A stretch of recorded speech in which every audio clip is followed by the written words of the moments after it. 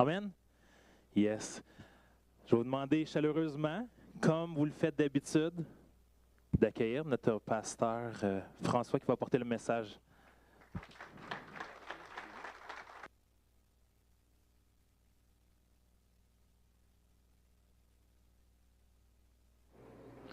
Faut que je compte jusqu'à 3, c'est embarqué. Alors, bonjour tout le monde. Il va falloir que je réveille les 3 quarts de la salle. Bonjour tout le monde. Ah, ça me réveille, ça me stimule. Amen. Est-ce qu'il y a des nouveaux parmi nous ce matin? Bonjour, vous êtes de Gatineau? Oui, nous sommes arrivés à Gatineau le 22 juin. Bienvenue. Comme originaire du Cameroun. Bon, ben, bienvenue.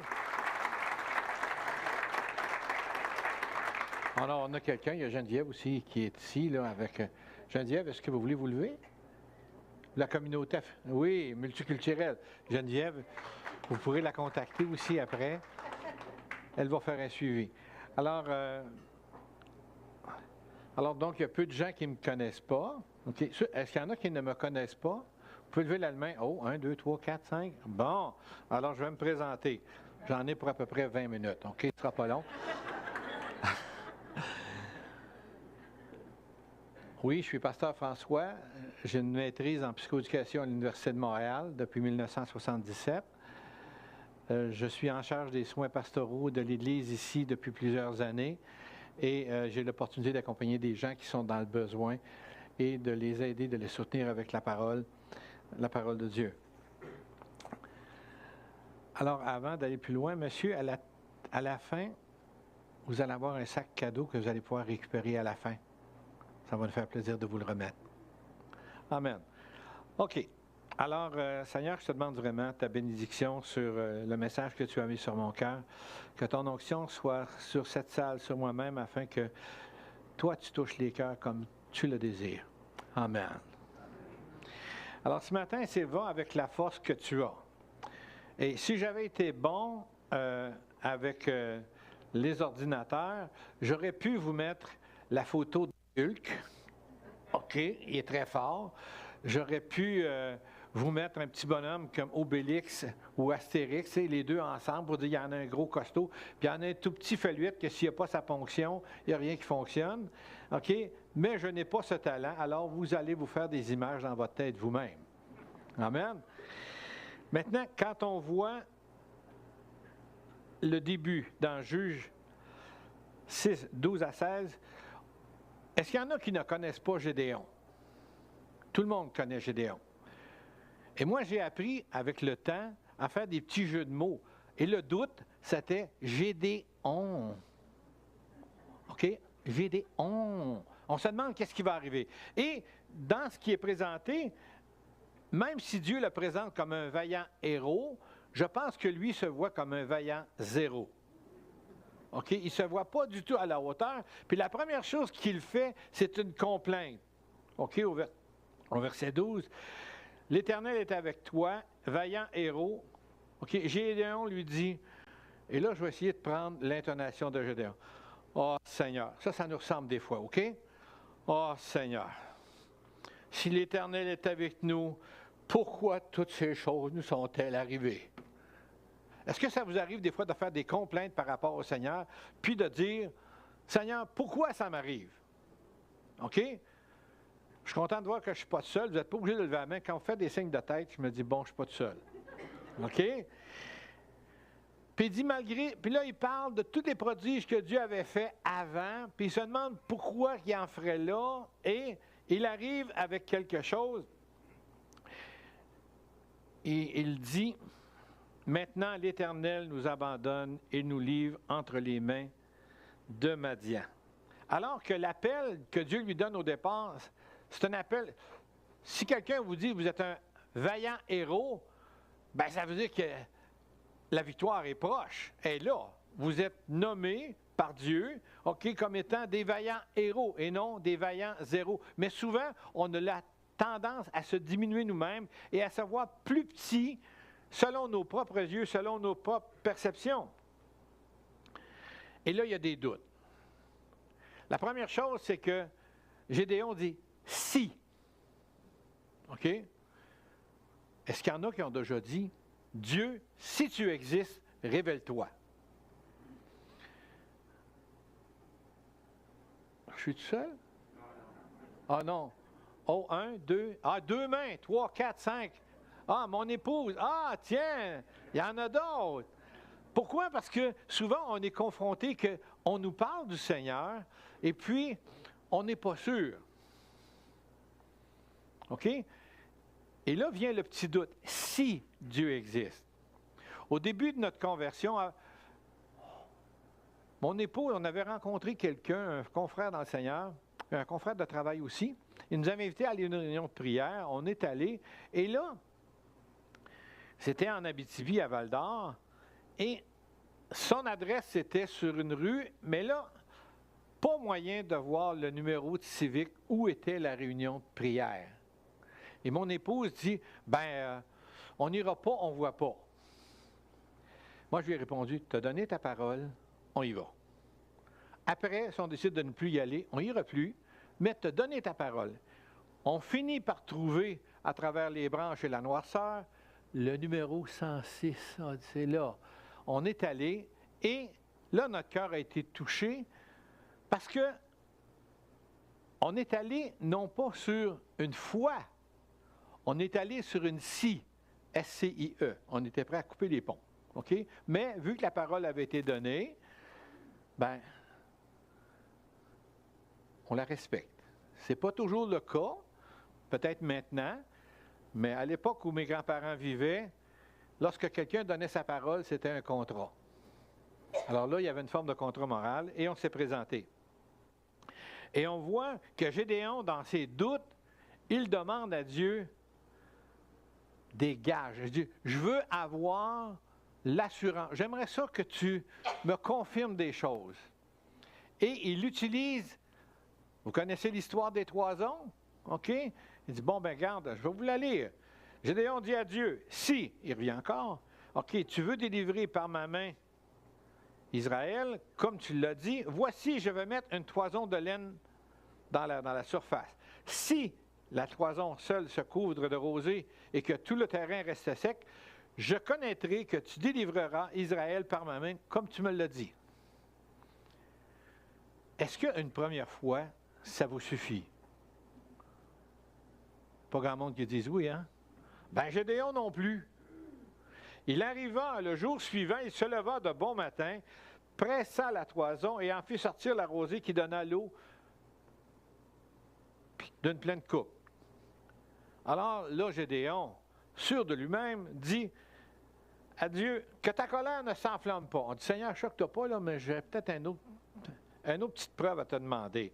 Que ta colère ne s'enflamme pas, je ne parlerai plus que 7 fois. Pas 7, là, S-E-P-T, mais C-E-T-T-E, 7 fois. Il dit, ça va être la dernière fois. Je voudrais seulement faire encore une épreuve avec la toison. Que la toison seule reste sèche et que tout le terrain se couvre de rosée. Il peut arriver que dans nos vies, on demande à Dieu plus qu'une confirmation. Pourquoi? Parce qu'on doute. Et le doute, on sait que c'est l'ennemi de la foi. Fait que, de temps en temps, on doute, puis on dit, Seigneur, si c'est vraiment toi, là, il y a des gens qui ont demandé 2, 3, puis là, le Seigneur a dit, OK, je t'ai répondu, maintenant, il faut que tu me fasses confiance. Et là, Dieu a répondu à sa prière, en sorte que, la toison est restée sec, puis tout le reste était mouillé. Dieu a répondu. Et pourquoi est-ce que Gédéon a demandé des gages, a demandé des preuves, sinon pour se rassurer lui-même? On a besoin d'être rassuré de la part du Seigneur. On a besoin de l'entendre nous parler. Une parole, comme il était donné ce matin, ou à un autre moment où là, on a besoin que Dieu réponde. Et une personne de l'Assemblée vient nous dire, le Seigneur me met à cœur de te partager telle chose. Puis vous dites, c'est exactement ce que j'ai prié ce matin. Mais voyez-vous, on se demande si c'était juste pour Gédéon qui avait besoin d'être encouragé ou soutenu dans sa foi, il avait besoin d'assurance, ou pour le peuple en même temps. Parce que, à travers ce qui est écrit, est-ce qu'on se voit comme Dieu nous voit ou on se voit comme on se voit? OK? Et souvent, on a tendance à se voir beaucoup plus faible, puis on focalise sur nos défauts. On focalise sur nos inaptitudes. Ah, Seigneur, je ne suis pas capable. Mais Dieu dit, regarde, je vais être avec toi. C'est comme si ce n'est pas suffisant quand Dieu nous dit, ne vous inquiétez de rien, OK? Je suis avec vous. Il est avec nous. Et nous, parfois, on est comme des brebis. On dit, ben non. Hein? Ben non. On n'est pas sûr. On est hésitant. On ne dit pas, oui, Seigneur, tu es avec moi. OK? Puis en même temps, Gédéon, il se voyait comme quoi? Hey, il dit, je suis le plus petit de ma famille. Ma famille, c'est la plus pauvre. Dieu, il n'a aucun égard au statut social. Il a appelé Gédéon, puis il a dit, viens-t'en. Je t'appelle. OK? C'est comme si Gédéon dit, je ne ferai jamais l'affaire, moi. Je ne serai jamais en mesure de... Est-ce que parfois on a des doutes qu'on est en mesure de répondre à l'appel que Dieu a placé sur notre vie? On peut avoir des doutes. OK? Ça ne nous empêche pas de vérifier, mais s'il y a des choses que ça nous demande, c'est d'être capable de répondre à l'appel, puis de dire, est-ce que Dieu va être là? Et si Dieu lui dit, va avec la force que tu as, c'est parce que Dieu est avec lui. Il lui confirme qu'il va être avec lui, OK? Comme il est avec nous, OK? Malgré ce que nous sommes, malgré nos imperfections. De toute façon, devant Dieu, nous sommes tous pécheurs. Petit ou grand, moyen, large, OK? Dieu dit, nous sommes tous pécheurs, on a besoin de sa grâce, on a besoin de lui. Maintenant, ce qu'il nous demande, c'est, est-ce que tu acceptes de marcher avec moi? Lui, il dit qu'il va être là, mais est-ce que nous, on va être là? Est-ce qu'on va accepter de marcher à ses côtés en sachant plutôt qu'il nous tient main dans la main? Ça veut dire qu'on marche avec lui. Et c'est pour ça qu'on doit demander au Seigneur, c'est, Seigneur, on a besoin de ta grâce. On a besoin de ton Esprit Saint, OK, pour avoir l'assurance que le chemin que nous prenons, c'est le chemin que tu veux que l'on prenne. Maintenant, ça, c'est un peu la vision humaine. Nous autres, on a tendance à se voir beaucoup plus petits, beaucoup plus incompétents que ce que le Seigneur peut nous voir. De toute façon, le Seigneur dit, c'est lui qui va nous rendre compétents. On regarde maintenant la vision de Dieu, OK? Puis, on se souvient qu'il y avait... Est-ce qu'il y en a qui se souviennent du nombre de soldats qu'il y avait avec Gédéon à ce moment-là? Pardon? 32 000. Bon, on parle aussi d'un moment donné là, qu'il a fallu qu'il baisse le nombre. OK? Puis il y en a combien qui s'en vont? Une vingtaine de mille. Pourquoi Dieu mentionne qu'il y en a qui doivent partir? Dieu a un plan. Si à 32 000, il a prédit, « Hey, c'est nous autres qui a gagné. » Alors Dieu dit, on ne prend pas de chance. On diminue le nombre. Il va les diminuer encore. Il en reste 10 000. Bien, 10 000, c'est quand même pas pire. Mais là, ça commence à être beaucoup moins. Et là, Dieu lui demande de réduire encore les effectifs. Il baisse à combien? 300. Ah là, pour moi, les bruits qu'il entendait, c'est les genoux qui claquaient ensemble, là, les claquements d'os, là. OK? La peur était là parce que là, il dit, hey, il y avait déjà une grosse armée, on est parti, on est rendu, même pas, on est rendu à 1% de ce qu'on était. Puis Dieu dit, garde, c'est ce que je te demande. Maintenant, comment s'est fait le choix de ces hommes-là? Dieu dit, bon, amène-les au ruisseau et fais-les boire. Dans du nombre là, qui était là, OK? Pourquoi il a demandé de boire dans la main? Vous êtes-vous déjà posé la question? Pourquoi Dieu a choisi ceux qui boiraient dans leurs mains? C'est très simple. OK? si vous êtes près d'un cours d'eau puis vous vous penchez pour boire de l'eau comme ça, là, l'ennemi peut arriver n'importe quand, là, puis vous ne boirez plus. Un petit coup de machette, c'est fait. OK? Alors, Dieu voulait que ceux qui allaient être prudents, qui allaient boire, étaient capables de boire comme ça, puis de dire, la main se promène, si jamais il y a un ennemi qui se présente, je suis en mesure de me défendre.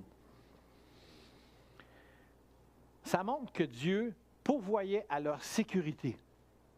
Il prenait soin d'eux. Il disait, regarde, je vais choisir ceux qui ont peut-être l'âme de guerrier, de dire, ils vont se protéger, ils vont prendre soin.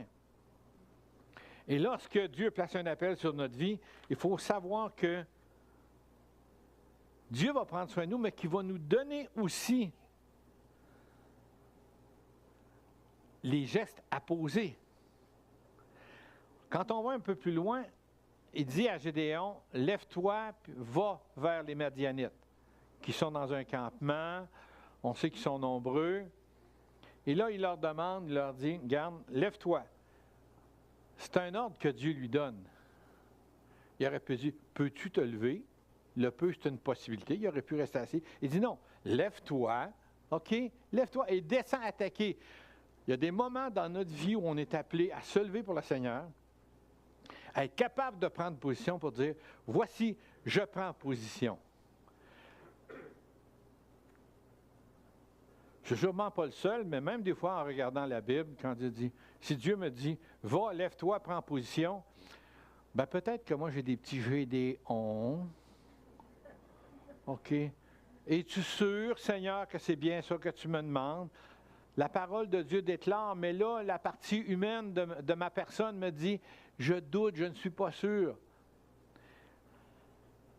Puis Dieu lui dit, je vais les livrer entre tes mains. Alors là, Dieu dit, je vais prendre position, je vais te dire quoi faire, mais je vais les livrer entre tes mains. Ça veut dire que, dans le fond, Gédéon, il apprend que la victoire est là.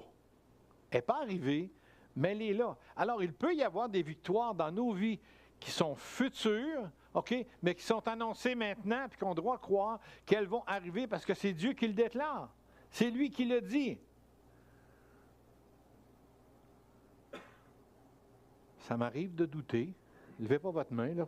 Moi, je peux lever la mienne, vous pouvez tous me regarder, mais là, vous ne regarderez pas entre vous autres. Mais moi, ça m'arrive de douter, de dire, Seigneur, est-ce que c'est vraiment ça que tu veux? Et puis, on dit, il va l'accomplir. Mais est-ce qu'il y a des choses que Dieu a accomplies avant, qui étaient là, et qui ont été annoncées? Pensez-vous que Moïse a eu un appel sur sa vie? Est-ce que Moïse s'est trouvé des défaites? OK. La plus grande, c'est quoi? Je ne suis pas à l'aise de parler en public. Puis, je ne sais pas, mais j'ai la bouche et la langue embarrassées. Là, je me demande, est-ce qu'il bégaye? OK, ça se peut. Ou qu'il est tellement nerveux qu'il a de la misère à parler, puis faire un discours qui est de 2 heures, ça doit être assez long, merci, quand il aurait duré 15 minutes. OK? Alors Dieu dit, garde, OK, prends Aaron, ça va régler le problème. Sarah, là, il faut s'entendre là, que ceux qui veulent avoir des enfants à cet âge-là, là, voyez votre médecin avant, à 100 ans, là, elle a eu un enfant. Puis on dit que son mari était à peine plus vieux qu'elle. OK? Alors, mais Dieu avait annoncé, puis on sait ce que Sarah a fait. OK? En voulant dire, hey, m'as-tu vu? OK? Alors peut-être que le Seigneur place un appel sur notre vie, sur votre vie, puis là vous dites au Seigneur, m'as-tu vu? M'as-tu bien regardé? Sais-tu où je suis? Sais-tu qui je suis? Puis le Seigneur dit oui. Si j'ai placé un appel, j'ai placé un appel. Sarah avait peur du ridicule. Je la comprends. Je ne sais pas s'il y en a parmi vous qui voulaient accoucher à l'âge de 100 ans, puis aller dire à vos voisins que votre mari a eu une saute d'humeur, puis que là, vous êtes enceinte. OK? Pas sûr. Mais là, on a besoin de voir que parfois, la perception des autres nous empêche d'aller. Jérémie, il est trop jeune. Est-ce qu'il y en a parmi vous qui se trouvent trop jeunes, là, les ados, les jeunes adultes? trop jeune pour le Seigneur. Ah, j'ai le temps. J'ai le temps. Mais le Seigneur peut dire, c'est le temps. Nous autres, on a tendance à dire, j'ai le temps. Et le temps que Dieu annonce, ce n'est pas nécessairement le temps que nous, on perçoit. Il s'est écoulé 10 ans avant qu'une parole prophétique nous avait été donnée, avant qu'on en voie la réalisation. Et j'étais loin de penser qu'un jour, j'allais servir le Seigneur, même si la prophétie le disait, je dis, regarde, m'as-tu vu? Es-tu sûr? Puis au fil des années, même si on a gardé l'enregistrement, on se disait, mais quand? Quand? Vous ne direz pas qu'au bout de 10 ans, on avait encore de l'espérance, mais on se demandait toujours quand avec un point d'interrogation. Quand est-ce que ça va arriver? Quand c'est arrivé, on a vu toute l'action de Dieu, le plan de Dieu se dérouler pour répondre à son appel. Moi, je n'ai pas fait la 777. Hey Dieu, t'aurais-tu besoin de moi? Moi, je serais disponible dans une couple d'années. Oui, 10 ans, ça ferait mon affaire. Ça fait ça la tienne. Non! Dieu dit, il a fixé le temps. Il y a des choses que lui annonce, mais qu'on ne les voit pas. Alors, il y a peut-être des choses que le Seigneur a annoncées sur votre vie, des prophéties, des choses qui vous ont été dites, que vous attendez encore. Ne perdez pas espoir. C'est lui qui dit. De toute façon, c'est lui qui dirige la circulation. Il dirige nos vies, il sait ce qu'il va faire, comment il va le faire.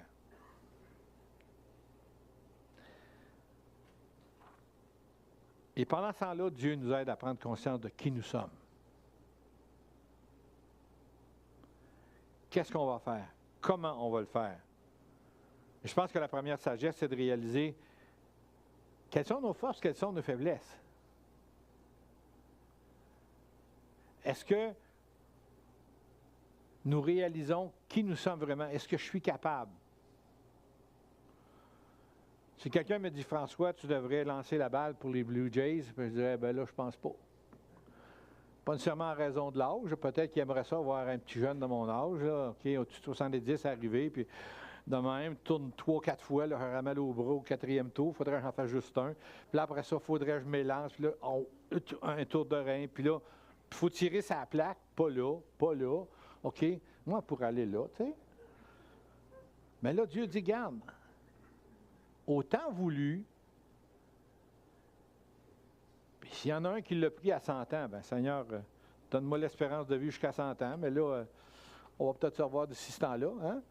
Mais on a besoin de s'arrêter et de voir que Dieu veut nous aider. Je pense que la seconde sagesse, c'est de compter sur Dieu qui peut nous aider. Il veut et il peut nous aider, puis faire équipe avec d'autres personnes. Donc, Dieu ne nous laisse pas seuls. Il permet qu'on puisse faire ces choses-là. Et Dieu lui dit, quand il va avec ta force, c'est avec la force du moment. Si Dieu se révèle, et c'est maintenant qu'il veut le faire, c'est maintenant qu'il nous parle, qu'il vous parle, qu'il me parle, c'est au moment où Dieu dit, regarde, ça va te suffire. Mais il a donné en même temps des stratégies. Si vous diriez, OK, je vais vous donner jusqu'à une trompette, une cruche vide. Pas vous, là. Une cruche vide, pas nous, là. Une cruche vide avec une torche. Puis là, tu vas semer la pagaille dans le camp de l'ennemi. Ben moi, je me poserai la question. J'ai 2 mains, puis je suis supposé de tenir 3 articles. OK? Fait que il faudra que j'en dépose un. C'est-à-dire, qu'est-ce que je ne peux pas déposer la torche, je vais mettre le feu. Puis là, ben, jouer de la trompette, puis frapper sa crue. Mais Dieu lui dit, voici ce que tu vas faire. À chacun de tes hommes, il donne un équipement. Donc, Dieu nous équipe individuellement, OK? Là, on voit qu'il les équipe de la même manière. Puis là, Gédéon leur dit, quand ça va être le temps, vous ferez comme moi. Mais avant qu'il y ait là, Dieu a réalisé une chose. Qu'est-ce qu'il a dit à Gédéon? Écoute, si tu as peur, demande donc à un de tes hommes, là, Pédo, je pense, va lui demander.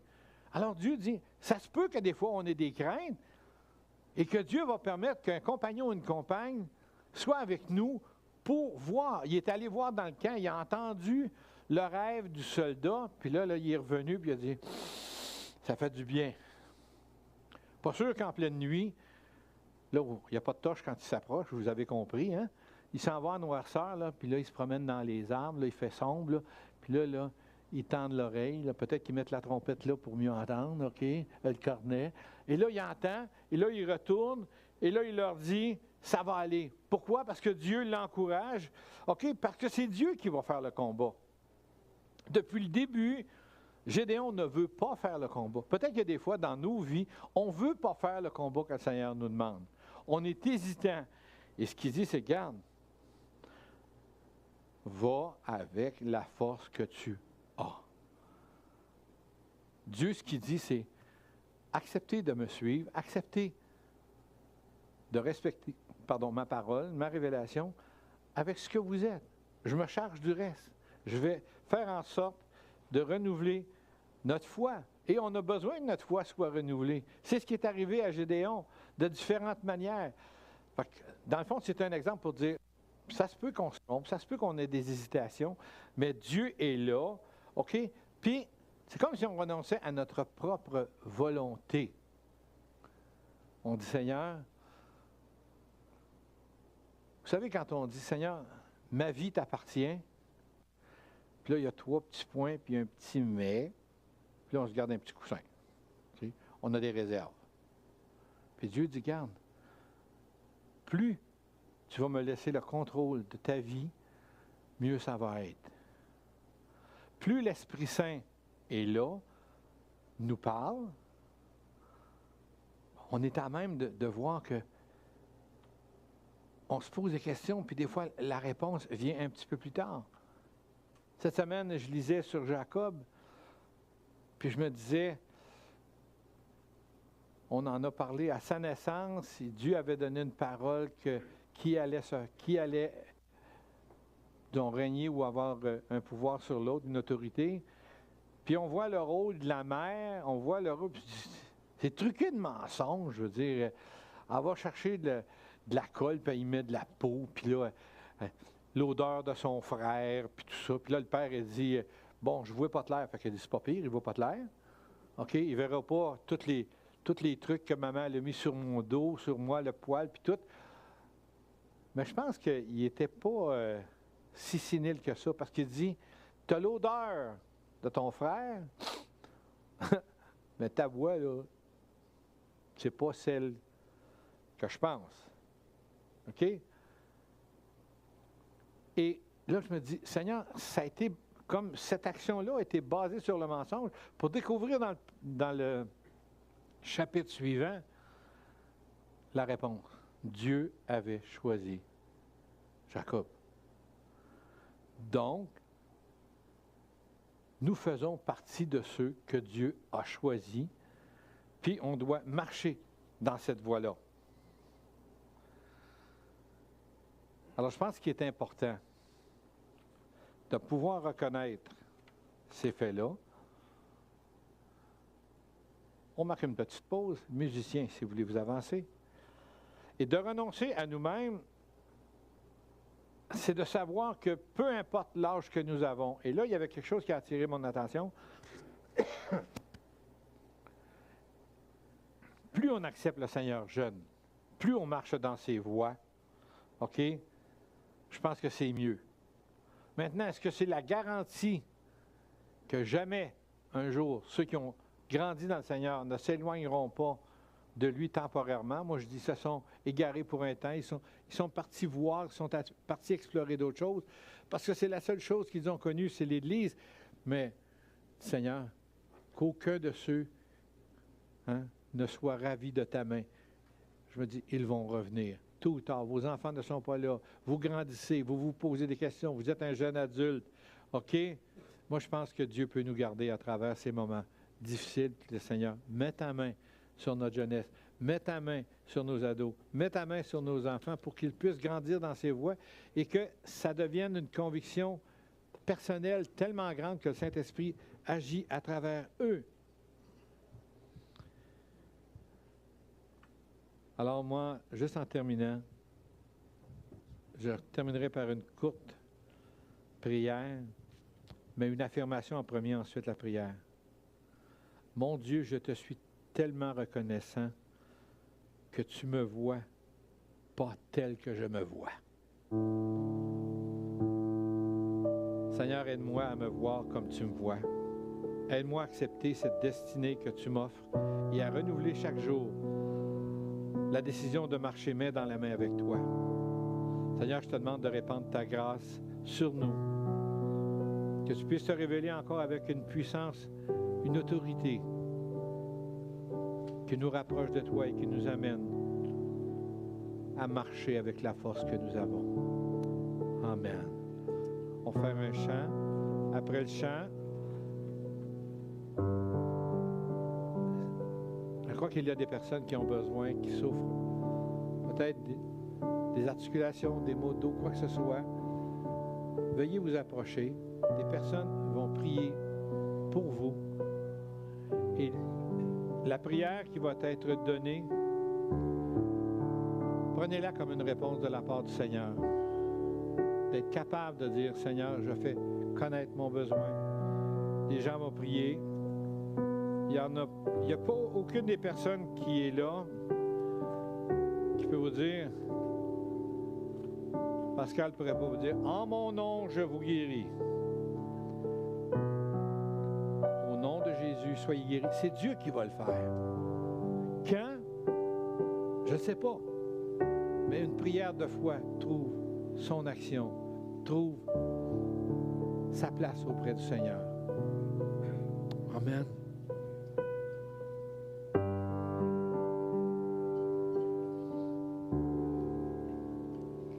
Dans la joie, quand le soleil m'inonde, sur les monts où ta présence abonde,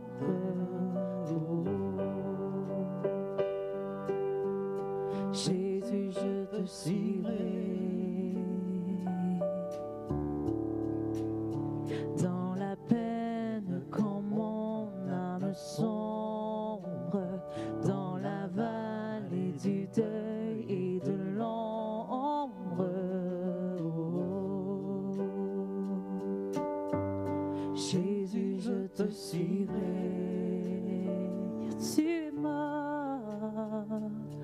Car tu es mort pour moi. Je vivrai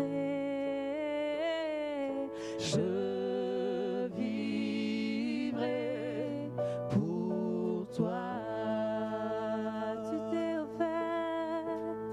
Tu t'es offert sans rien garder. Tu as souffert pour me sauver.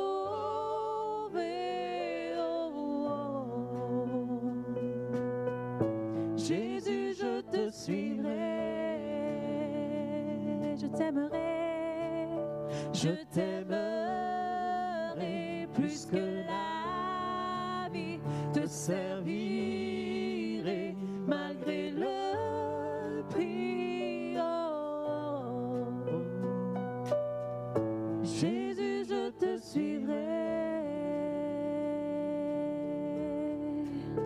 confiant quand ma foi est profonde, et dans le doute quand ma paix semble fondre. Oh, Jésus, Jésus, je te suivrai,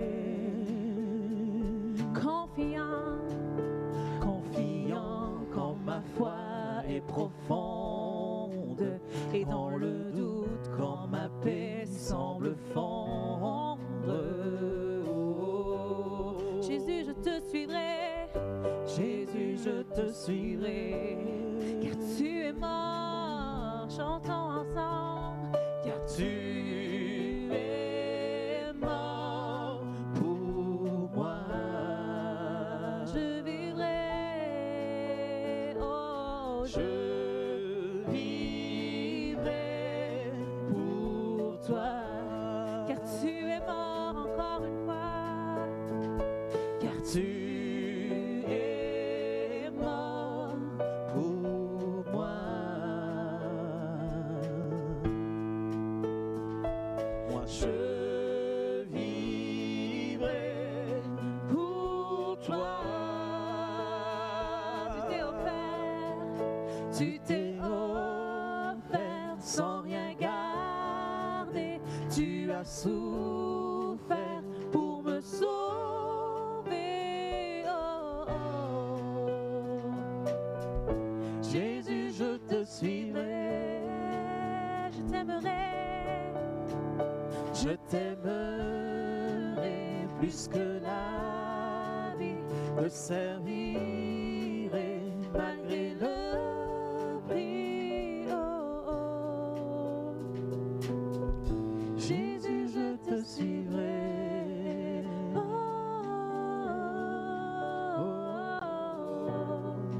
oh, oh, oh, oh. Jésus, Jésus, je te suivrai.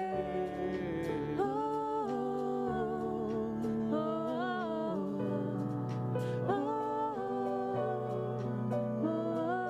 oh. Jésus, je te suivrai.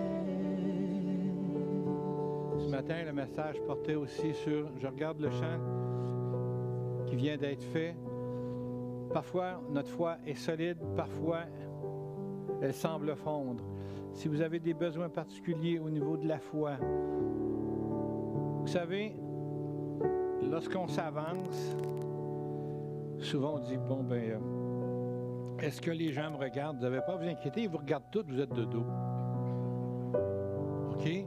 Mais je pense que c'est un geste devant le Seigneur d'humilité, de ne pas craindre. Vous voyez quelqu'un s'avancer, priez pour cette personne-là. Merci Seigneur parce qu'elle a le courage de s'avancer. Je me souviens, une fois, il y a une parole qui avait été donnée, puis le prophète qui était là, il dit, l'homme en arrière, le gilet rouge, caché derrière le poteau.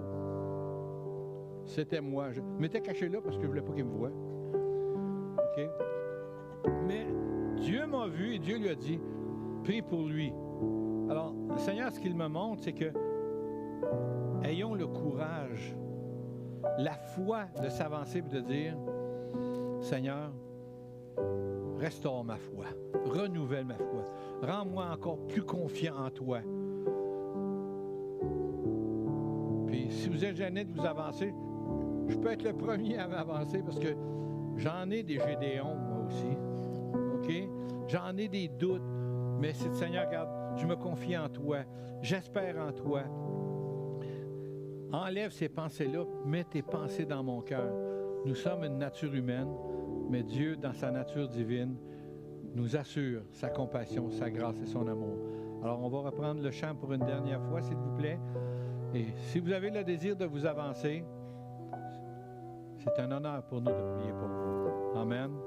Prenez votre liberté. Amen. Jésus, je te suivrai. Oh,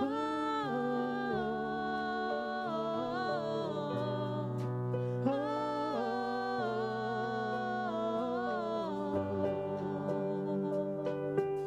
Jésus, je te suivrai. Oh,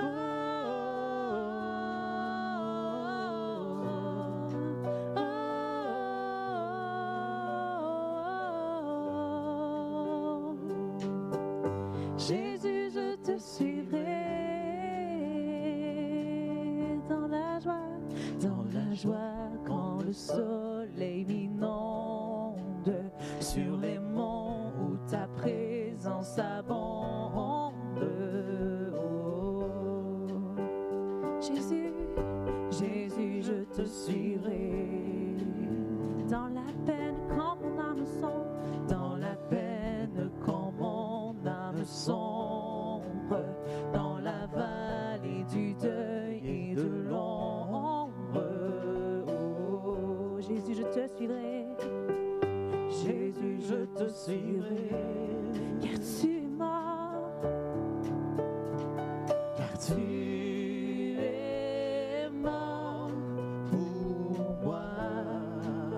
Je vivrai, je vivrai pour toi. Tu t'es offert sans rien garder.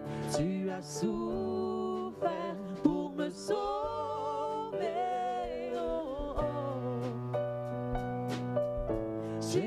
je te suivrai, je t'aimerai plus que la vie. Je t'aimerai plus que la vie, te servirai malgré le prix. Oh, oh. Jésus, je te suivrai, confiant qu'en ma foi, confiant qu'en ma foi est profonde, dans le doute quand ma paix semble fondre. Oh, Jésus, Jésus, je te suivrai, encore une fois, confiant, confiant qu'en ma foi est profonde, et quand le doute, quand ma paix semble fondre. C'est toi que je veux suivre, Jésus, je te suivrai, car tu es mort, car tu es mort pour moi. Je vivrai, je vivrai pour toi, car tu es mort, oh, car tu es mort pour moi.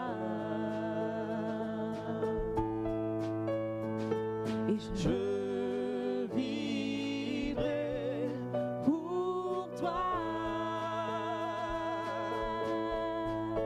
Tu t'es offert sans rien garder, tu as souffert pour me sauver. Oh, oh. Jésus, je te suivrai, je t'aimerai plus que ma vie, te servirai malgré le prix. Oh, Jésus, je te suivrai, tu t'es offert encore une fois, tu t'es offert sans rien garder, tu as souffert pour me sauver. Oh, Jésus, je te suivrai, je t'aimerai, je t'aimerai plus que ma vie, et te servirai malgré le prix. Oh, Jésus, je te suivrai. Oh, oh, oh, oh.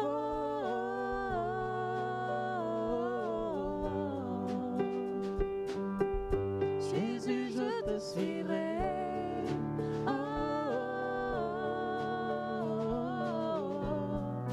oh, oh.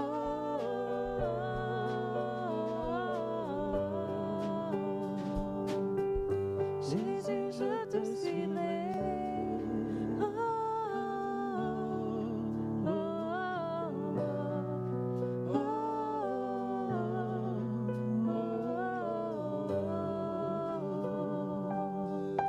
Jésus, je te suivrai. Amen. Oui, Seigneur, on te rend gloire pour toutes choses. Merci pour ton œuvre. Alléluia, alléluia.